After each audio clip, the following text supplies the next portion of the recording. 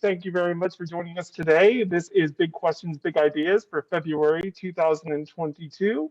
I'm joined here by Ball State University's Department of Psychology with Kevin Harrelson and our speaker for the evening, Adam J. Bowen. Today, we are going to be discussing the matters of ways of social robot world making, rights, moral patents, and legal agents. Sounds to be an interesting topic for all. Mr. Bowen, you have the floor. Thank you very much. I'd like to thank the Kennedy Reference Desk and my colleagues for organizing the Big Questions, Big Ideas series. And I'll dive right in. So can everyone see my presentation screen? All right, perfect. So ways of social robot world making. I'm going to first lay out like what the scope and focus of this is because it sounds like a lot.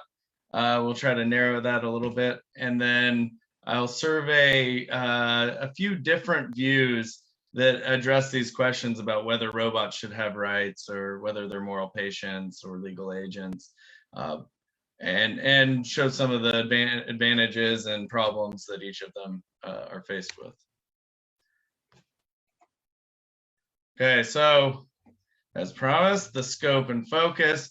A lot of people want to think about, future, advanced, like humanoid robots that you'll see in movies, and that's, I think, important to discuss as well. But I want to focus, at least for this talk, on current and near-term AI and robots, the ones that we're already implementing in our social institutions, we're already using. We engage with them, so that's what we call human-machine interfacing, and they contribute to revising and constructing new social worlds. That's why I call it ways of social robot world making. Is, well, when we create these robots and implement them in the various ways, like in healthcare systems, we're creating new ways in which we interact with ourselves and the machines, and so we're creating new social worlds in a sense. Robots, just a basic definition, they're a kind of cyber-physical system, embodied artificial intelligence that can directly influence the world. That gets a little messy because the distinction between hardware and software is pretty blurred.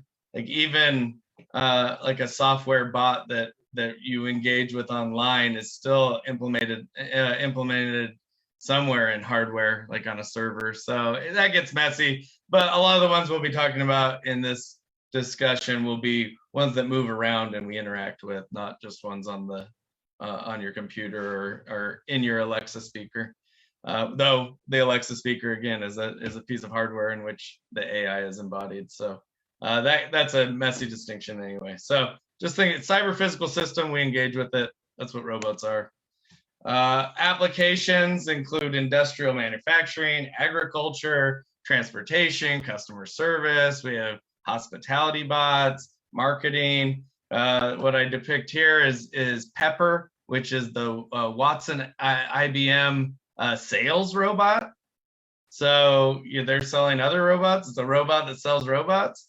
Entertainment, military, policing, and healthcare, which is something I like to look at in greater detail.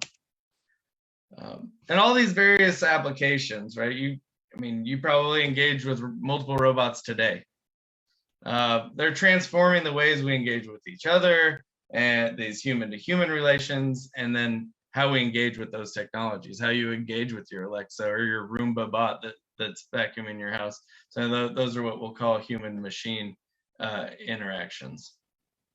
Okay, so that's the scope. We want to talk about the ones we're already using, so not the super sophisticated future ones, though in hopes that if we have a good way of dealing with the robots that we're already implementing, we will set up a framework for future advanced robots, right? There will be a way to extend that, as opposed to just thinking about the sophisticated ones and trying to deal with it when it comes.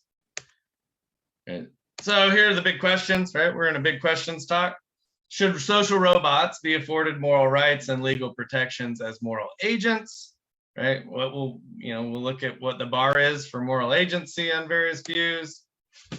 Social robots, which are service robots operated in public and private spaces. We use them in our homes, we use them in hospitals, right? They can be used in hotels. Even if they lack moral agency of their own, should we afford them some degree of rights and protections as what we moral patients?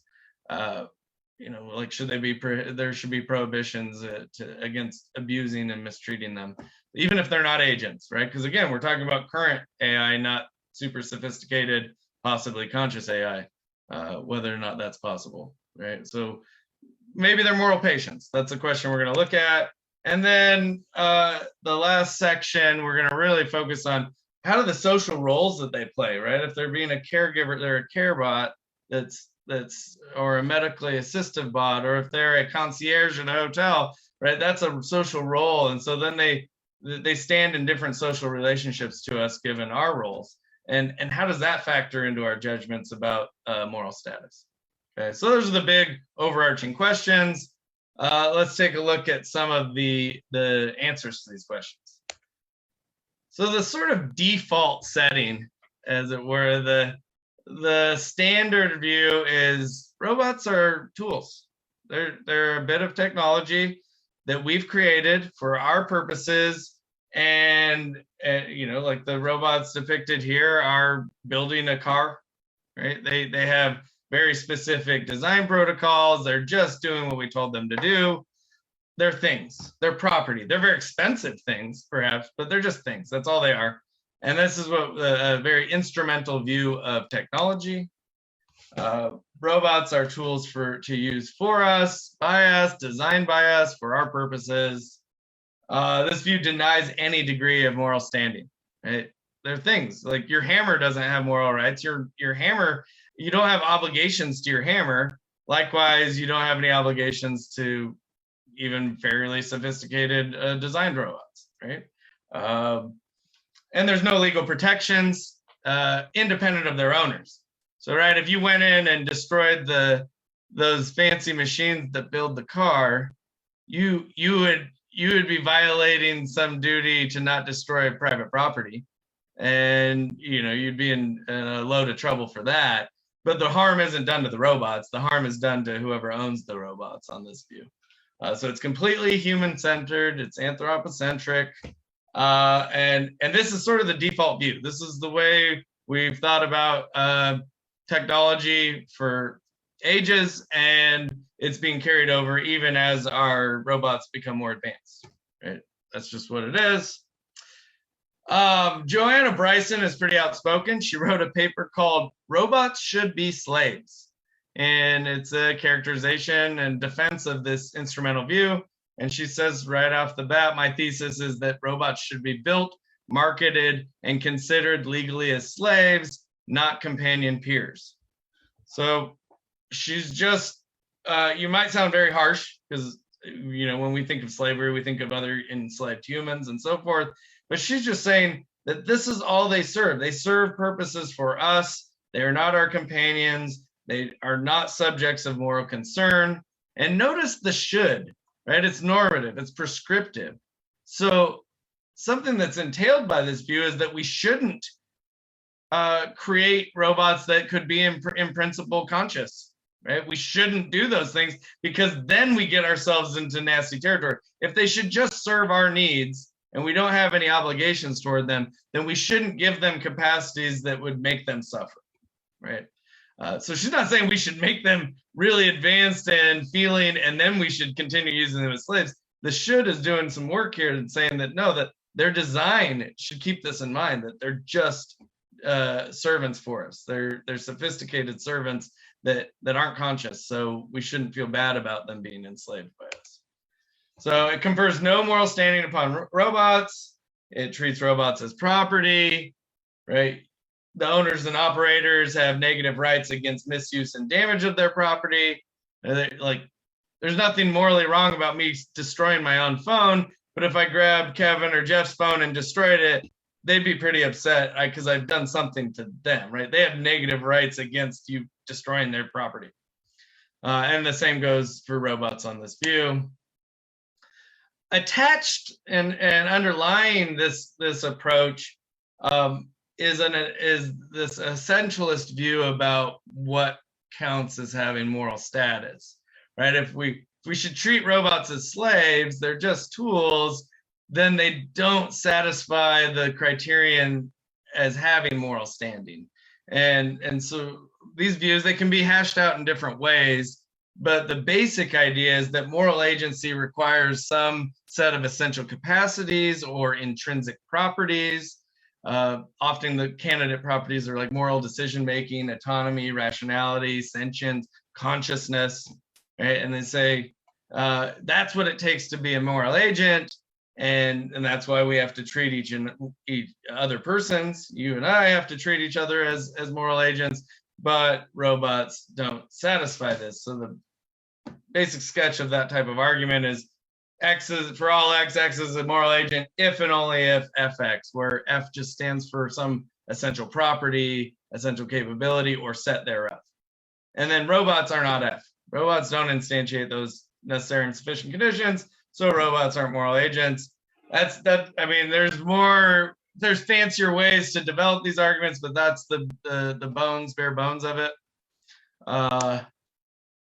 Notice that sets a pretty high, if not insurmountable bar for including robots in moral consideration, right? Because we're requiring that they basically be indistinguishable from us in social situations and interactions. It's like a moral Turing test, where Turing tests are typically measuring the intelligence of robots, whether a human observer could determine whether or not they're speaking with a robot. Well, a moral Turing test would, like, the agent, the thing I'm engaging with in the world, I couldn't distinguish them from a human. But it's a high bar, right? Especially if we're talking about things like moral decision making and consciousness and autonomy. And even as advanced as a lot of our AI is becoming, we're not even close to that bar. So the instrumentalist is in the clear here. We don't have to treat them as moral agents. Problems, it's exclusionary. It's on its face, it's exclusionary. It's a anthropocentric privilege criterion. That type of reasoning has been used to marginalize other groups of human beings.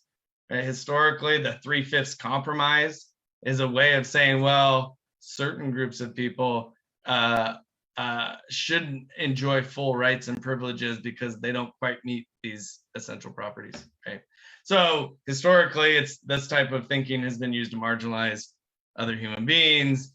It's been used to justify exploitation of non-human animals, right? Non-human animals, they're not moral agent. We're entitled to use them as resources, the same type of argument. It takes the same structure. And it's of little use for dealing with current or near-term AI besides excluding them.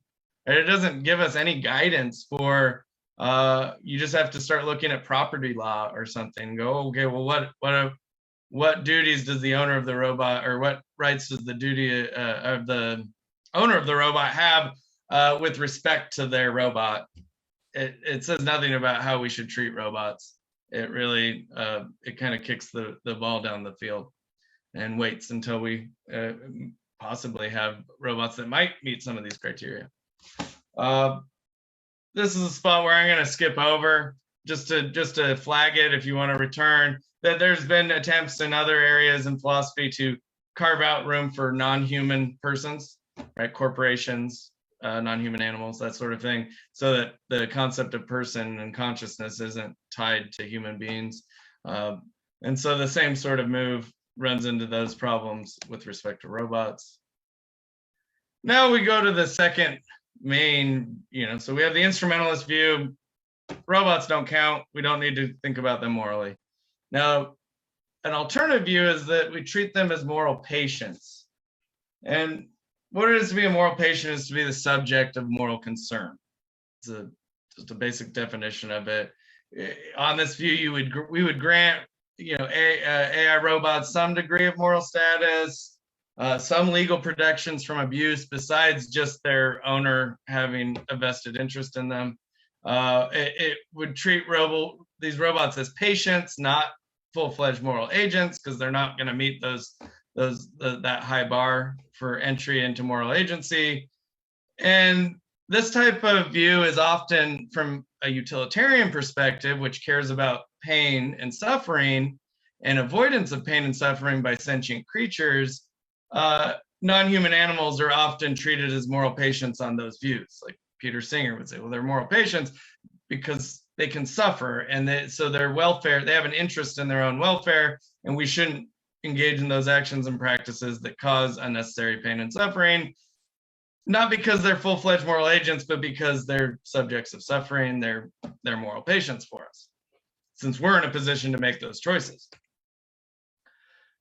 Kate Darling, she advances an argument which I'll call the anthropomorphic argument. Anthropomorphizing something is projecting human qualities onto it.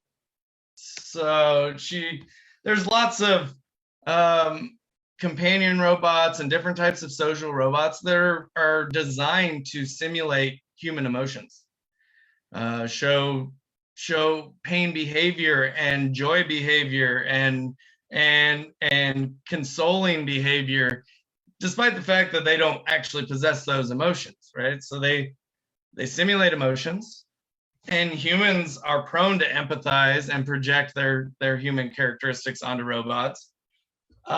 And so there's a moral intuition, a fairly strong moral intuition that shows up in empirical studies, that harming or mistreating a robot is morally wrong. People think it's wrong to just go around beating up on robots, abusing them. We also see in empirical evidence that children, especially large groups of children, have a tendency to bully robots, but they have a tendency to bully each other. So, right, and the larger the group, the higher probability that the robot will get bullied. But when people watch videos of that, they say, oh, that's a bad thing that the children are doing. And they're not thinking about it in terms of, oh, they're breaking some property, they're doing some vandalism. It's that, no, they're hurting the robot, right? They're mistreating the robot.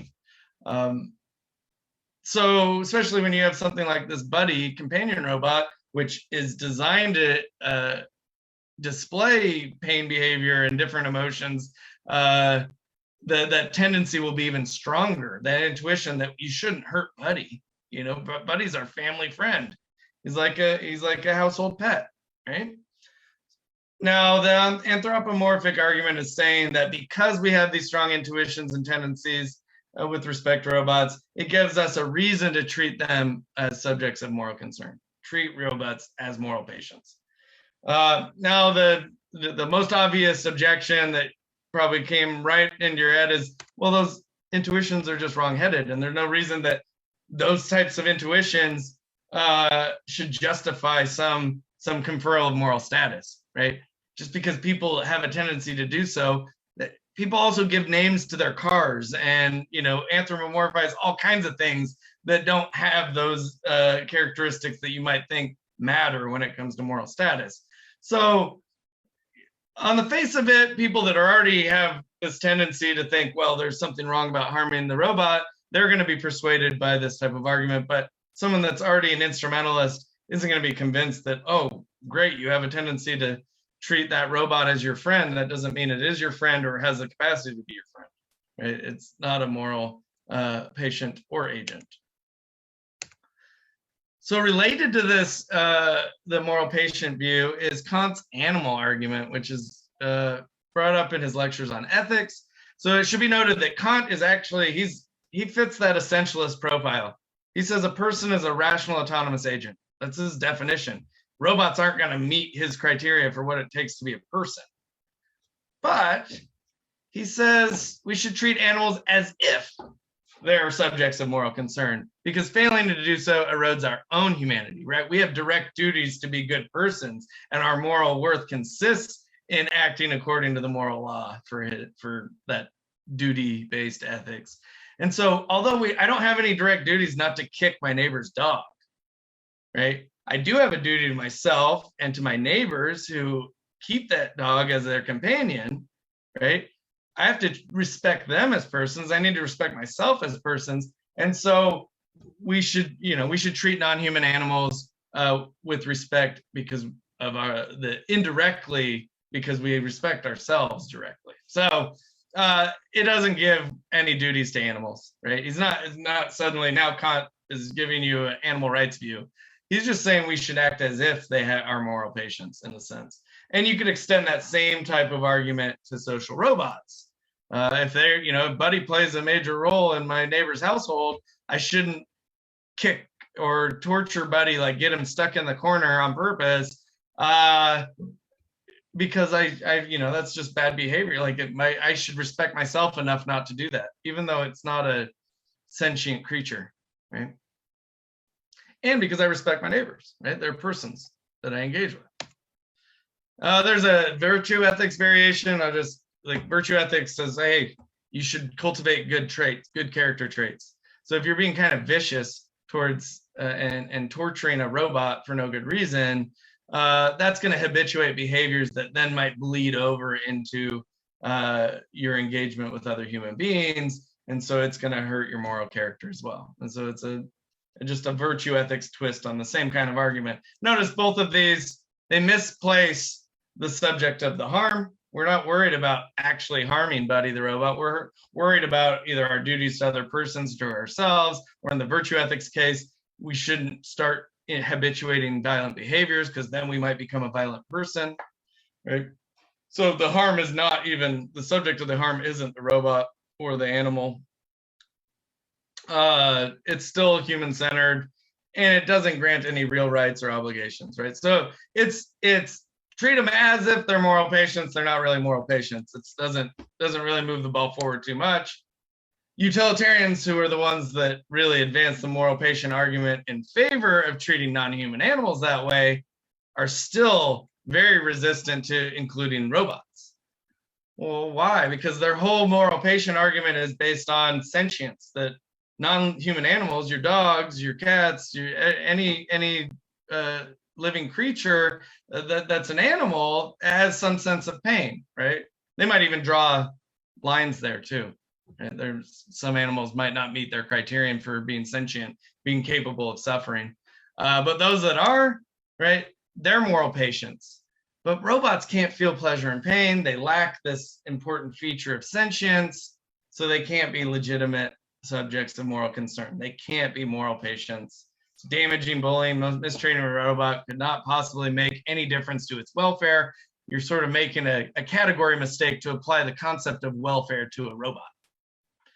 Whereas animal welfare is a coherent position for them, and that's what they're defending with the moral patient view. So utilitarians want to distance themselves from this view about robots. They don't want their same type of argument being co-opted. I'm just going to briefly flag some of the problems. Behavioral, right? A lot of these robots display pain behavior, and this view leaves us without any resources for dealing with our responses, human actions that elicit these types of simulated pain behavior. Epistemological, I can't feel your pain. Problem of other minds, like I can't know your pain. We're talking about two human beings. I infer your pain possibly. I can't feel it. So even if we had a more sophisticated robot, how could we ever know that it's sentient? How do we operationalize that in the software? And then the moral problem that why would we ever engineer robots to feel pain? Because then we would have to be concerned about their welfare. Right? So by proving their moral status, by somehow accomplishing the feat of making them sentient, we run the risk of violating the very rights we just established for them.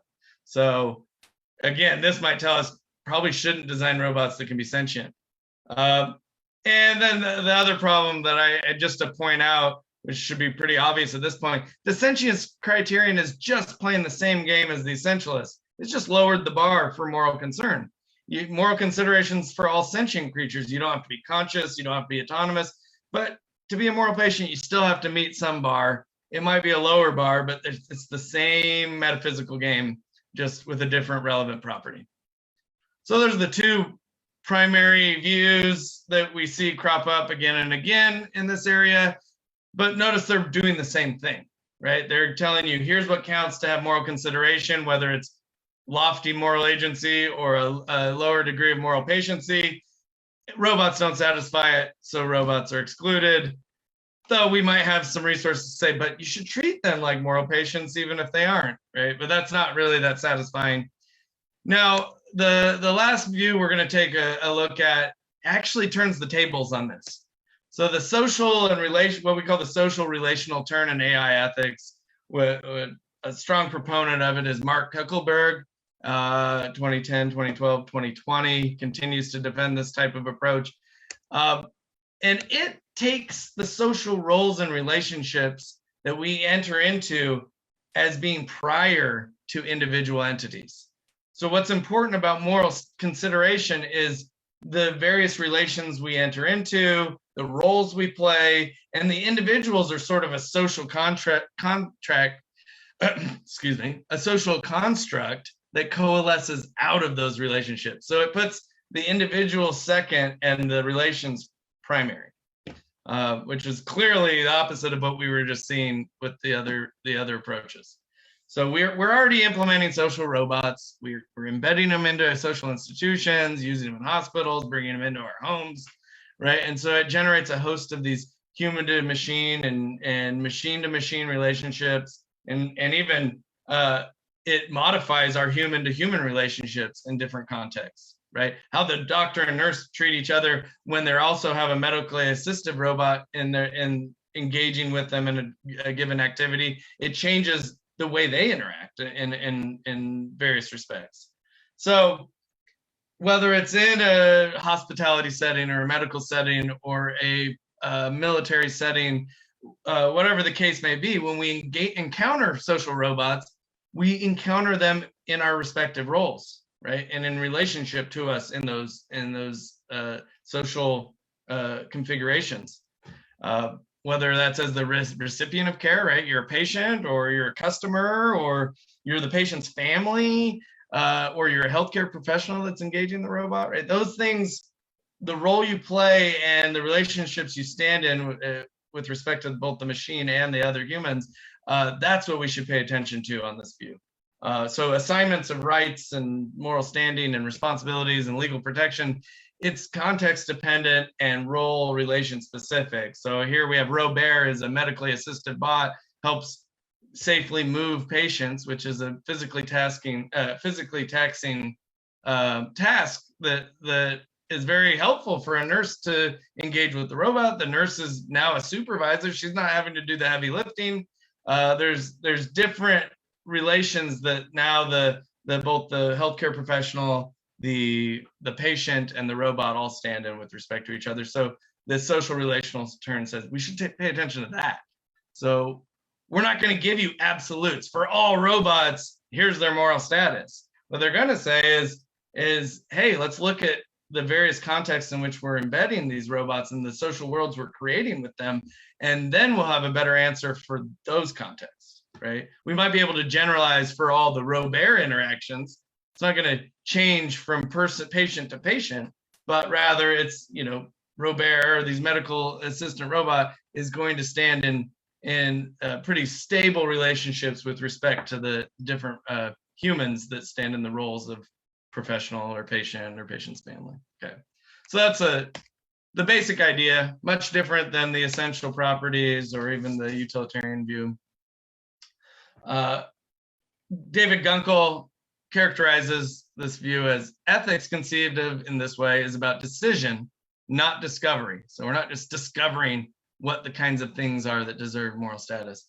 Rather, we individually and in collaboration with each other, not just those others who we assume are substantially like ourselves, decide who is and who is not part of the moral community, who in effect has been admitted to and included in this first person plural pronoun, the we, the moral community, right? So we decide these things in the very context dependent way that I just alluded to. I'm not going to dwell on this too much. Kuckelberg gives an animal companion, right? When you treat your dog well, you feed them, play catch with them, so forth, right? That's not because you did some like heavy moral deliberation about whether they possess the essential properties such that they deserve that treatment. Rather, you already brought them into a relationship with you as an animal companion. And so your treatment and the duties you feel you might have to your animal companion fall out of that relationship, not because of some essential property that or intrinsic characteristic that dog has that, oh, now he's deserving of my care, right? And we can extend that to companion robots, right? Pareto's a seal, not a very sophisticated robot. It's like haptic response, but it does purr and engages, often uses in Alzheimer's communities. And it's very comforting to these patients. And they treat it like an animal. They do the anthropomorphizing, right? They're projecting characters that Pareto is loving this and Pareto makes me happy, right? So there's a move that maybe, given this social relational turn, we would say, well, Pareto should be a moral patient because in this context, the Alzheimer's patients and the healthcare professionals that implement the Pareto seal as like a comfort companion object, they treat it that way. And so that makes, de facto, Pareto's a moral patient in that context, right? Maybe not once it gets retired, right? Like the circuitry wears down, it's no longer useful, it's gotten too dirty, they have to retire that particular Pareto, the seal. Well, it might lose that moral status because it's no longer standing in those relationships. Okay. And then I just have a couple more examples here at the end. So really, we're about at 30 minutes. So if we want to explore these in greater detail, food service bots, there's these very interesting, what they call Dawn. It's in Tokyo, they have a cafe in which they have these food service robots, but they're not pre-programmed to just respond to the patrons, the customers. There's actually disabled individuals that operate. They're the pilots for the Dawn, these food service robots.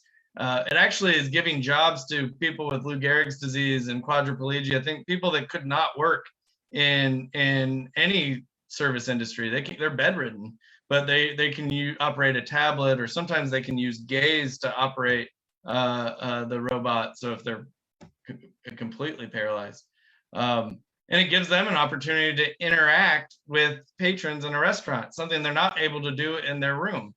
So this is an interesting case because it kind of creates a conduit of human interface, right? We have two humans interacting, but the intermediary is a robot.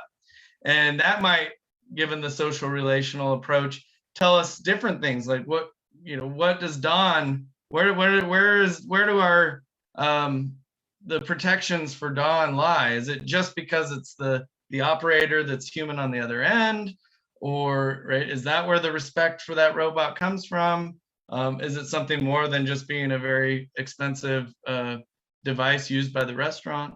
So those are interesting questions to ask, but like those are pretty unique. And avatar robots get used in other contexts. So sick children, they will sometimes have robots, avatars in the classroom. I think Buddy has been, can be modified to work like this, where the robot's in the classroom interacting with the classmates and the teacher, and the child is like at the hospital, but operating with a tablet.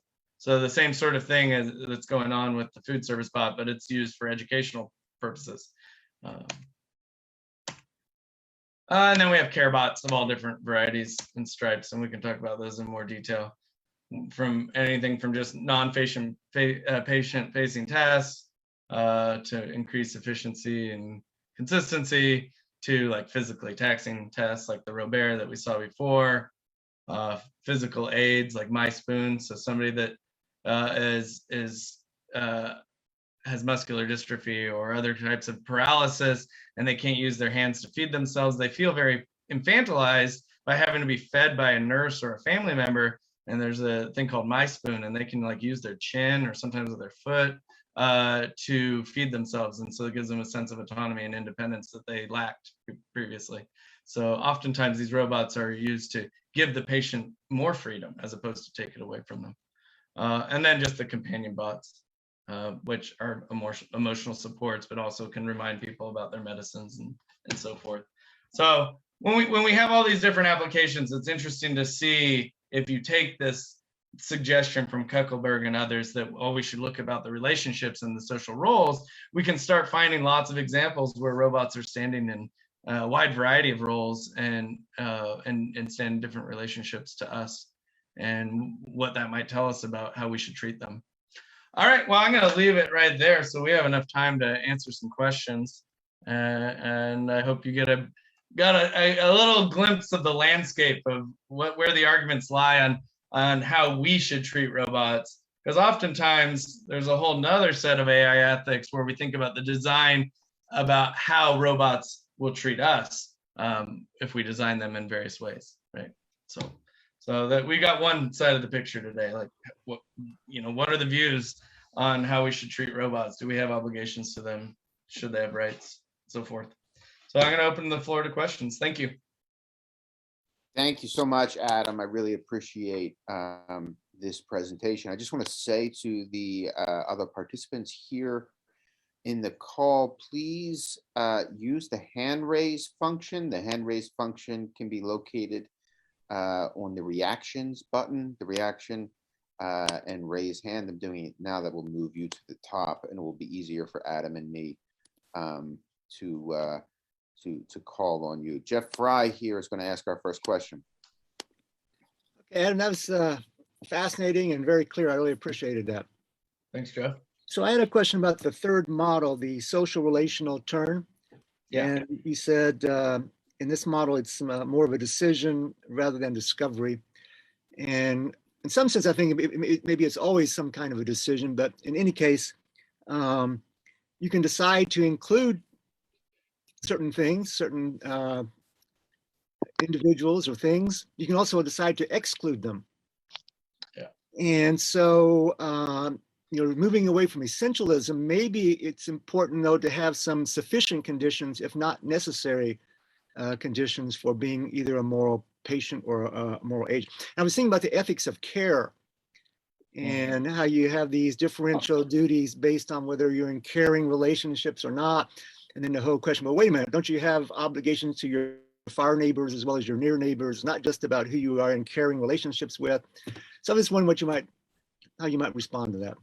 Yeah, there's actually a fair amount of work done from that perspective, and I think it's related. If I had more time, that would be like, okay, well, how do we cash out some of the social relational approach? One view is care ethics. So we talk about like Amy Van Winsberg is a pretty good representative of that approach. And sure, you're going to have some of those same problems. And so, just saying, oh, let's look at the relationships, it's a free-for-all, runs into some kind of pernicious like relativism, right? What happens if we're really nasty people? We decide to use all these robots, and we still are following the Bryson slave ethic view, and it's like, well, they're just our slaves, and we've decided that, right? Like, we could decide to be good to them, we could decide to treat them like servants with no respect for their care to us.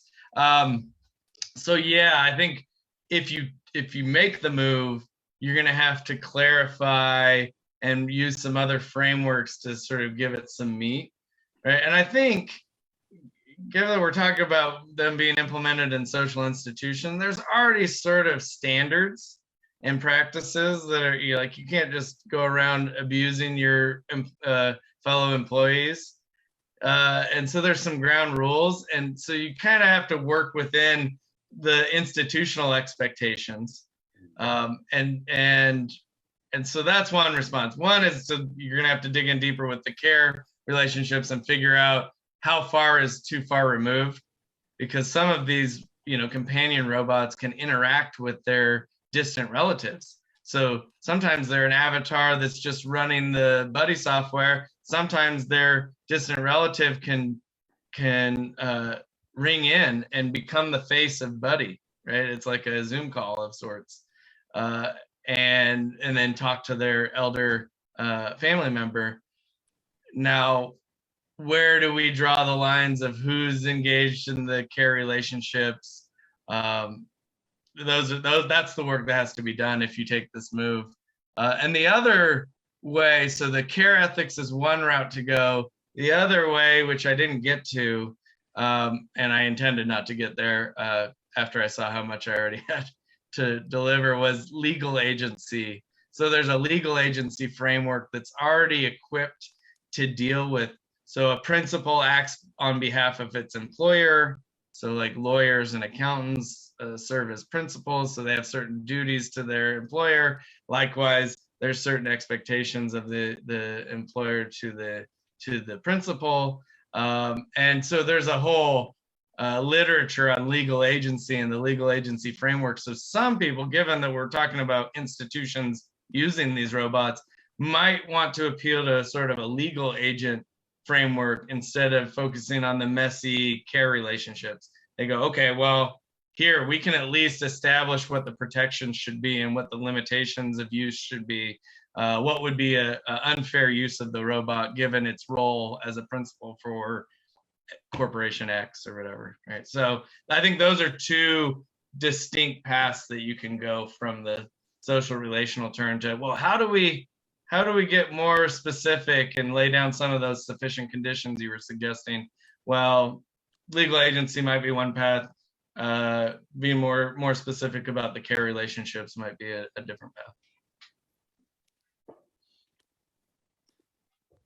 Very good. Thank you, Adam. My first question is a little bit of a follow-up to Jeff's, and just for full disclosure, I certainly begin at the social relational model, so I was kind of waiting for you to get there. Not that I don't enjoy the first two, and that's really the Hegelian part. To be a person is to be a member of a community. Yeah. There are no persons outside of community, though there might be humans outside of communities. That can be a problematic outlook, but we don't need to go back to there because you're talking about bots that are already members of communities. At least, it begs the question of which things in our community are members and which are just things, right? So you get the essentialist question back there a little bit, which is why for me the first model and the third model are always kind of moving back and forth, right? Because even within the relational model, you get the exclusionary and inclusionary questions. But away from those abstractions, let's get real on some things. So in the case of food service bots, I'm more interested in care bots, but food service bots are easier to think about, right? So it's like, would you count, just a yes or no question, would you count the automated teller at the grocery store as a food service robot? It's a bot for sure. It's not doing so much engagement with you. So I think that's, it's automating a transaction. But at least the ones I've used, they don't talk to me. Yeah. There's like, if you didn't scan something right, there's like an alert on the screen. So the sense in which they really feel like self-service is much more distinct. You don't feel like there's another agent. So sure, the other types of bots aren't, full-fledged agents either, but there's more sense of interaction with them. Like even with Alexa or Siri or something, they're responding to you. A chat bot seems more interactive than the grocery store self-service bot. Even though it does involve some AI to create those things, it feels, and if we're thinking about how we stand in relationships to it, it feels more like, buying something online with the online portal than it feels like engaging in a conversation with a bot. It does. So now, so I got a second example. First of all, I love how you're answering that, sticking with the relational model and the way that you answer it. So that's really great. And we want to think about not just what robots are, but how they change us when we interact with them. And, that's key to so many of these circumstances, to so many of these contexts. So what about the automated recording? I don't even know the right terminology for it, the right term for it, but the automated phone system, you call your internet service provider and you're talking to you're talking to a robot. I don't know if robot is the right term there. You're talking to a program. Yeah, it's a bot. Yeah, it's like a customer service customer service bot, but it's a very simple form of like decision tree logic. Yes, I right? know, If right. if you give certain input, it will give you these options, and then you select one of those options, it will give you some recording or further options, right? There's not a lot of flexibility, and that's why we get frustrated sometimes when we're on the phone with those things, because we Yes. know what we want to ask. We have to go through that decision tree before we finally get to either they have an answer for you or you wait on hold for a human agent, right? That's right. And so this is right.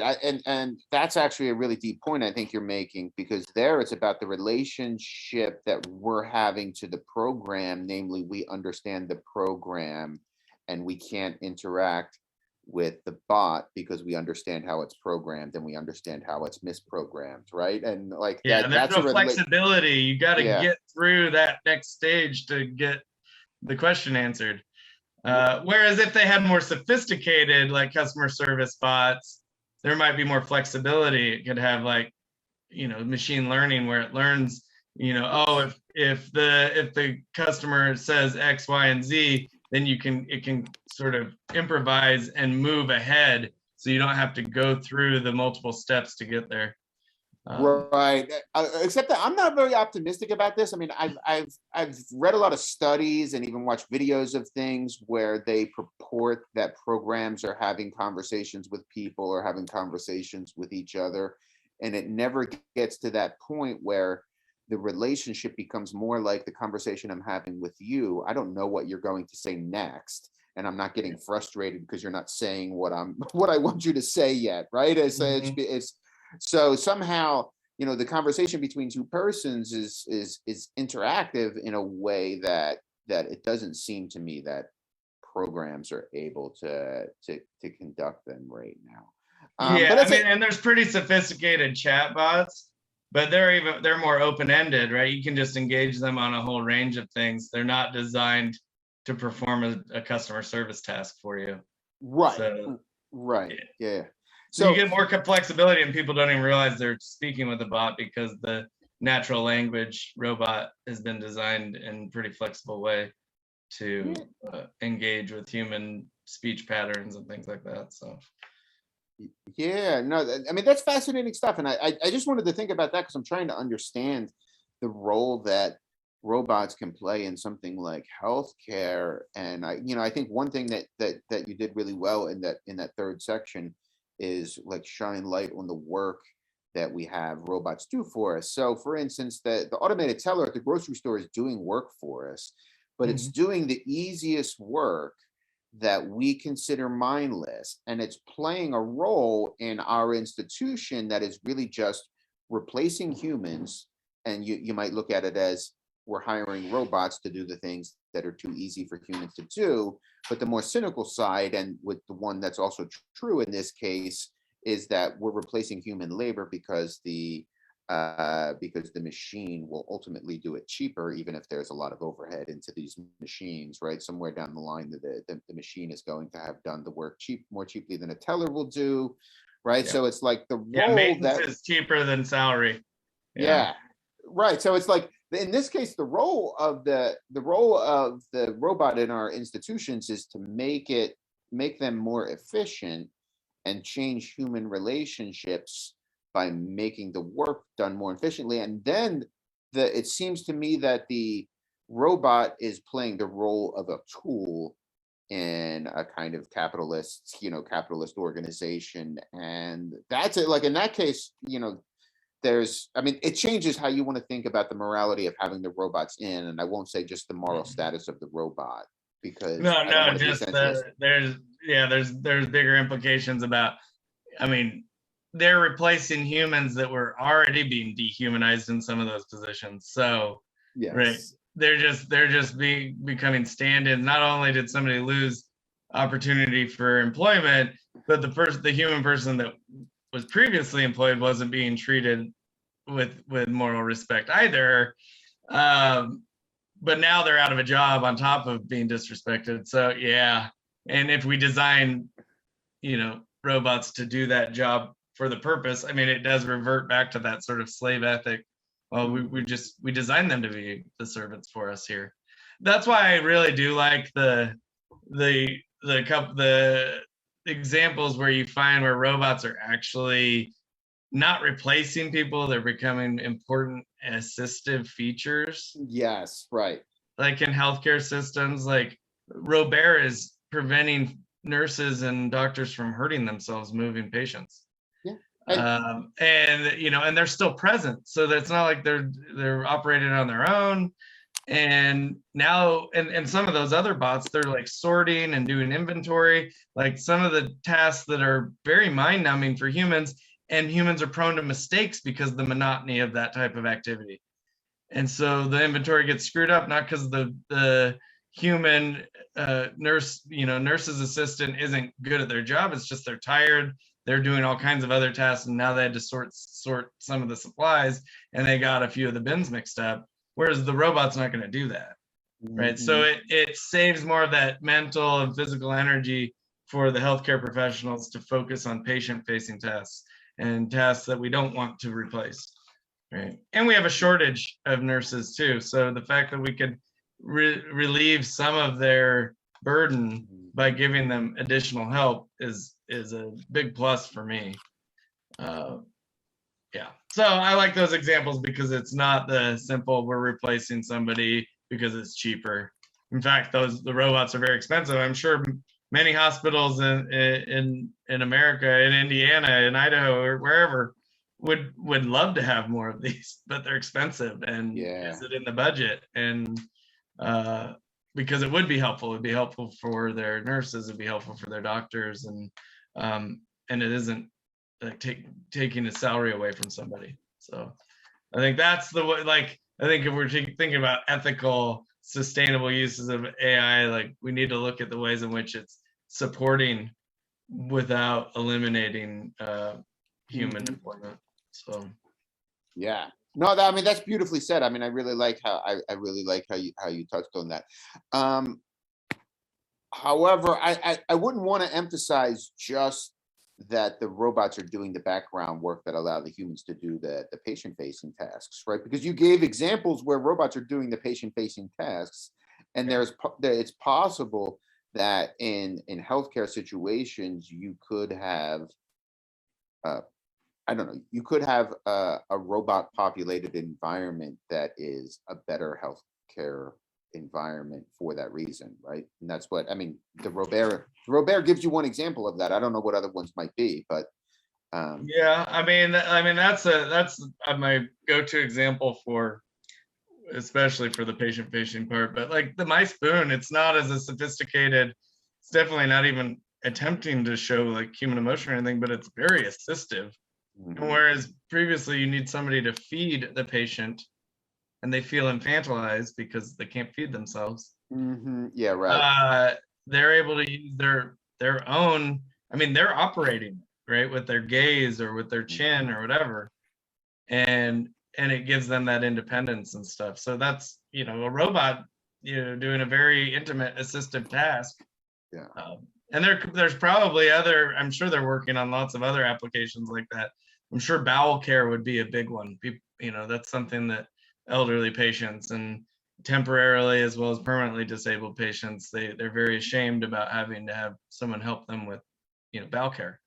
So if they could come up with something that does something similar to My Spoon for those operations, that would, I think, free up some of the emotional taxing element of being a patient that feels helpless in those situations. So.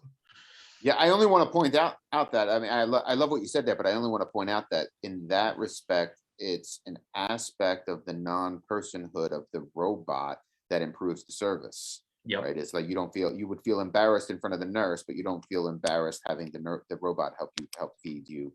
And it's only because the patient is not recognizing the robot as an equal that that the robot's able to perform the asymmetry there, right? Yeah, so it would be, I think it would be weird if the like the spoon robot or like the potential for a bowel care robot, if they made it too humanistic, it would still be kind of embarrassing because of our tendency to anthropomorphize. So if we felt that robot was too humanoid, we would, you know, possibly feel ashamed or embarrassed or whatever in those situations in the same way, just because It's the fact that this my spoon is really just like a sophisticated spoon apparatus, but it's a robot because it's responding to your input and stuff. But and so I think if they are developing that other application, they need to be aware that it's the lack of human emotional, like it's not simulating human features in any way.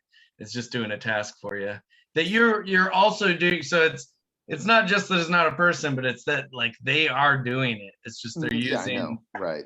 Yeah, they're using it. They can't use their hands or whatever, but they can use something else that they're operating with their brain. So tell us more about the humanoid thing. I mean, I've been wondering about this myself only because I read quite a long time ago that there were like cultural differences in terms of how humanoid we want robots to be. Like in some places, I think in Japan, they were much more humanized as opposed to in Europe, people preferred the robots to not look like humans, right? So it's like you got that thing that sweeps the floor for you. Now you don't want it to have a face because you don't want to worry about its well-being while it's like picking up the dirt. But in some other contexts, I don't know, maybe you do want it to have a face and a name and idiosyncrasies or something like that. How's this playing out in the different contexts here? Yeah, so I'm only vaguely aware. It sounds very familiar when you pointed out that, and I don't know how long ago that cross-cultural study was done or whatever, but I find that it appears that it depends on its use and its context, right? The companion bots, they tend to give them, but they're very robot. Like they're not given, like Sophia by Hanson Robotics. She is made to look like a human woman, right? Like, but it's a lot about marketing. Like she is not as autonomous as she's made to appear. She runs on scripts, but she has all the appearances of being a highly, like, more advanced robot than she is. Right, especially because of the types of scripts they feed her and the speeches she's given and so forth. And now they have her doing art and so forth, but it's all running on sophisticated algorithms and stuff. So it's not what she appears isn't, and I think that's on purpose. They want her to see, because they're trying to show off how advanced some of their algorithms are. They want her to look humanoid, like they're almost reaching the gap of general AI. I see what you mean. So one way that you're answering my question is, I think, by telling me that sometimes the humanoid aspects are ways of hyping up the advancement of the AI, right? Yep. So it's kind of we want to think of it as more than it is sometimes, so we give it the name. Yeah, if it serves that purpose. Yeah. Whereas other times, I think, the very square head, rounded, often it seems like the practical concerns are more important. Yeah. But like Robert, they give him a friendly bear face. I think they did a bunch of consumer research before they rolled it out to determine, and apparently a happy bear face was the most comforting to the patients, not like a human looking face, like cartoon bear face.